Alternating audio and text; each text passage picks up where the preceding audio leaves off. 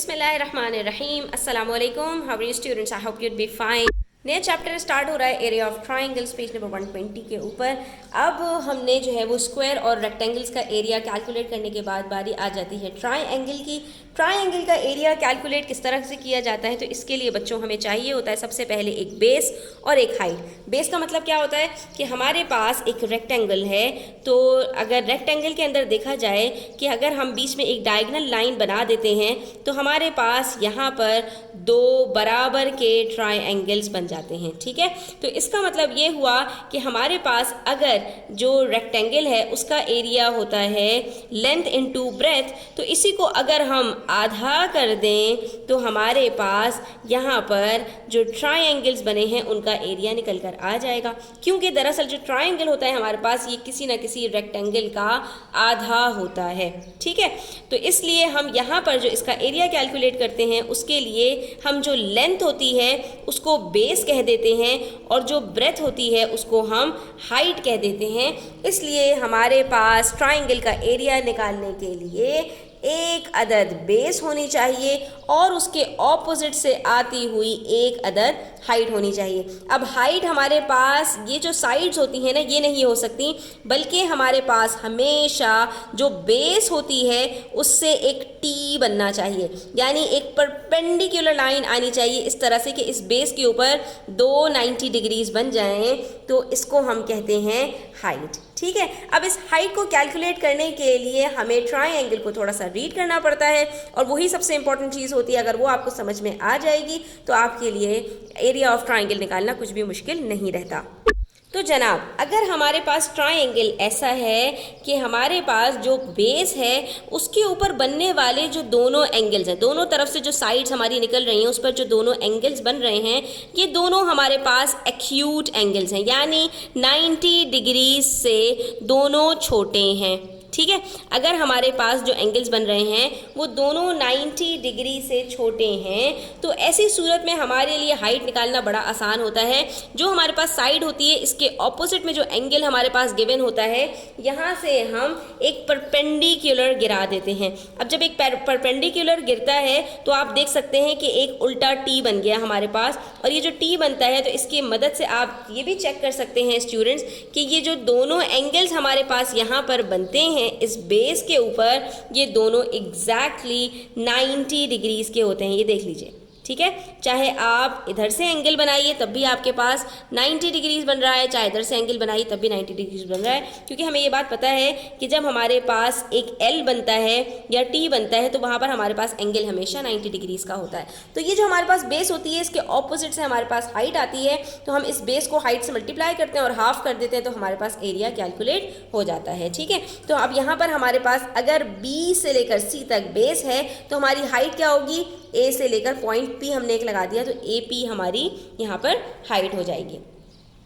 लेकिन अगर इसी ट्राइंगल के अंदर मैं बेस इस वाली साइड को ले लूँ तो अब मेरी हाइट क्या होगी, तो अब हमने इसको क्या करना है, इसको हमने इस तरह से कर देना है और देखना है कि भाई इसके दोनों एंगल्स क्या एक्यूट हैं। तो जी हाँ, बिल्कुल इसके दोनों एंगल्स हमारे पास एक्यूट हैं, तो इसका मतलब है कि जो ऑपोजिट हमारे पास यहाँ पर एंगल मौजूद है इसी से हमारे पास यहाँ पर परपेंडिकुलर ड्रॉप हो जाएगा। ठीक है, तो अब हमने क्या करना है, यहाँ से एक ऐसी स्ट्रेट लाइन बनानी है इसके ऊपर कि हमारे पास यहाँ पर दोनों एंगल्स 90 डिग्रीज के बन जाएं, ये एक उल्टा टी बने और ये हमारी जो लेंथ होगी ये हमारी हाइट बन जाएगी इस बेस के ऊपर। ठीक है, तो हमने ये देख लिया कि अगर ये बेस है तो यहाँ से हमारे पर परपेंडिकुलर गिरेगा और ये हमारी हाइट होगी।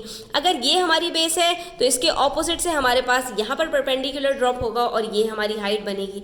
और अगर स्टूडेंट्स हमारे पास ये वाली जो साइड है ये बेस बन जाए, ठीक है, कोई सी भी साइड हमारी बेस हो सकती है, तो अब हमारे पास यहाँ पर कैसे जो है वो हाइट होगी। तो अब इसके अंदर भी हमने देखना है कि क्या दोनों साइड्स के ऊपर हमारे पास यहाँ पर एक्यूट एंगल है, तो ऑपोजिट साइड से हमारे पास यहाँ पर भी जो है वो हाइट ड्रॉप होगी, परपेंडिकुलर ड्रॉप होगा और ये हमारे पास हाइट बन जाएगी। ठीक है, तो आपने बस ये देखना है कि आपके पास जो ट्राइंगल गिवन है उसके ऊपर जिस चीज़ को आप बेस बना रहे हैं क्या उसके दोनों साइड्स के ऊपर आपके पास जो एंगल्स हैं वो एक्यूट बन रहे हैं या नहीं। अगर दोनों एंगल्स एक्यूट बन रहे हैं तो आपके लिए हाइट कैलकुलेट करना कुछ भी मुश्किल नहीं रहेगी।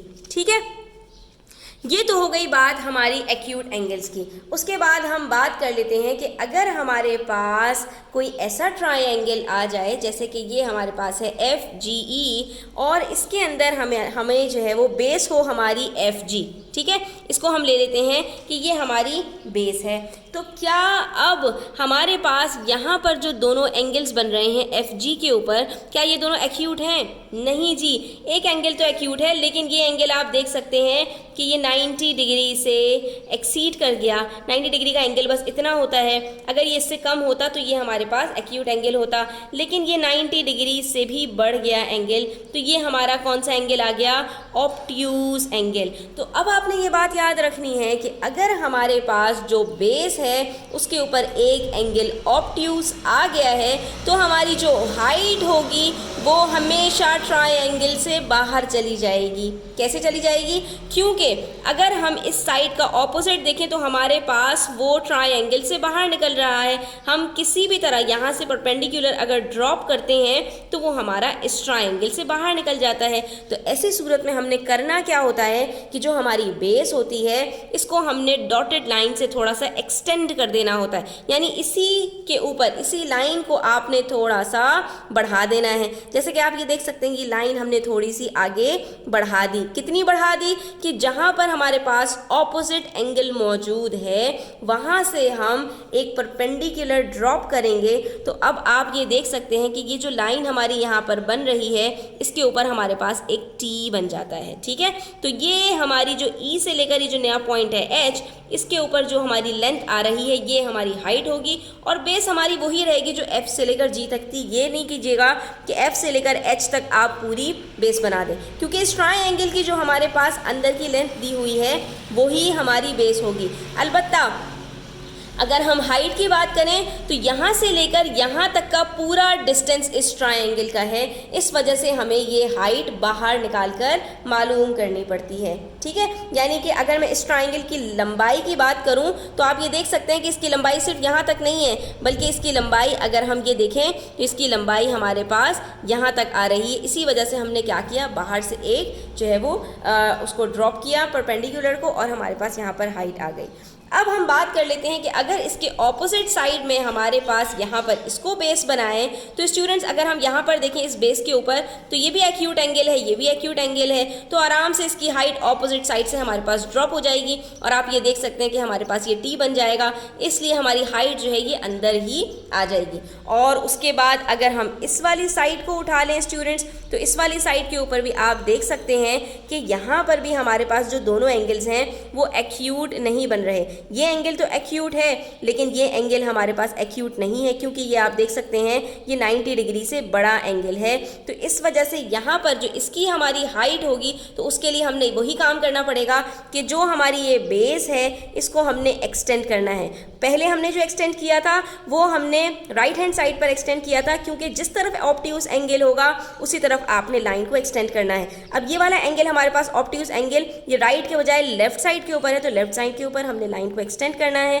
कितना एक्सटेंड करना है? जितना हमारा जो ऑपोजिट एंगल जहां पर मौजूद है, और इससे हमने नीचे की तरफ एक परपेंडिकुलर ड्रॉप करना है। इस तरह ड्रॉप करना है कि आपके पास एक अदद टी बन जाए। ये देखा आपने, यहाँ पर आपके पास एक टी बन गया, दोनों तरफ आपके पास 90 डिग्रीज एंगल है, तो ये आपकी हाइट हो जाएगी, और बेस आपकी एफ जी से लेकर ई तक ही रहेगी। तो इस तरह से आपकी जो हाइट होगी इस ट्रायंगल की वो क्या होगी, एफ से लेकर के तक। तो चलिए थोड़ी सी एग्जाम्पल्स के साथ इस चीज़ को मज़ीद समराइज कर लेते हैं कि हमने जो है वो ट्रायंगल का जो एरिया है उसको कैलकुलेट करने के लिए बेस और हाइट कैसे निकालनी है। तो यहाँ पर हमारे पास जो बेस है वो स्टूडेंट्स गिवन है, उसके अकॉर्डिंगली हमारी हाइट क्या होगी ये हमने मालूम करनी है। सबसे पहली चीज़ कि अगर हमारे पास एक अदद राइट एंगल दिया हुआ है तो याद रखिए स्टूडेंट्स कि हमारे पास जो भी बेस दी गई है उसके साथ जो एडजेसेंट हमारे पास परपेंडिकुलर है वही हमारी हाइट हो जाएगी। इसके लिए हमें अलग से हाइट की मेहनत करने की ज़रूरत नहीं है। तो दुआ किया करें कि आपके पास जब एरिया निकालने के लिए आए तो कोई एक आध क्वेश्चन राइट एंगल ट्राइंगल का आ जाए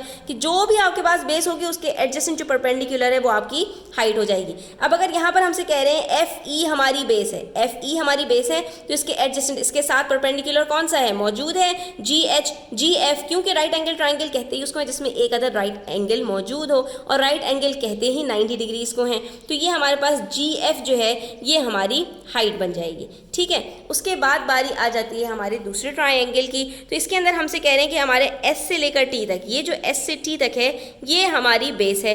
तो इसके अंदर हमने देखना है कि दोनों एंगल्स हमारे एक्यूट हैं या नहीं। तो जो हमारे पास एक्यूट एंगल ट्राइंगल होता है यानी जिसमें ऑब्ट्यूज एंगल हमारे पास नहीं होता, तो उसके अंदर भी सिंपल है कि हमने ऑपोजिट साइड से एक परपेंडिकुलर ड्रॉप करना है, इस तरह की एक टी बन जाए। तो हमारे पास जो ऑपोजिट साइड से परपेंडिकुलर ड्रॉप होगा इसकी जो लेंथ होगी वही हमारी हाइट बन जाएगी। तो आर यू हमारी यहाँ पर हाइट बन जाएगी। ठीक है स्टूडेंट्स, उसके बाद यहाँ पर हमारे पास एक क्वेश्चन है जिसके अंदर हमसे कह रहे हैं कि ए बी हमारे पास यहाँ पर बेस है। तो ए बी अगर बेस है तो स्टूडेंट्स ये देखिए कि यहाँ पर ये हमारे पास एक्यूट एंगल है, लेकिन ये हमारे पास देख सकते हैं आप ये 90 डिग्रीज और ये इससे भी बड़ा एंगल, तो ये ऑब्ट्यूज एंगल ट्राइंगल है। इसकी हाइट निकालने के लिए हमें क्या करना पड़ेगा, इस लाइन को हम यहाँ से एक्सटेंड करेंगे और ऑपोजिट साइड से एक परपेंडिकुलर ड्रॉप करेंगे। तो जहाँ पर परपेंडिकुलर ड्रॉप होगा वो हमारी हाइट बन जाएगी।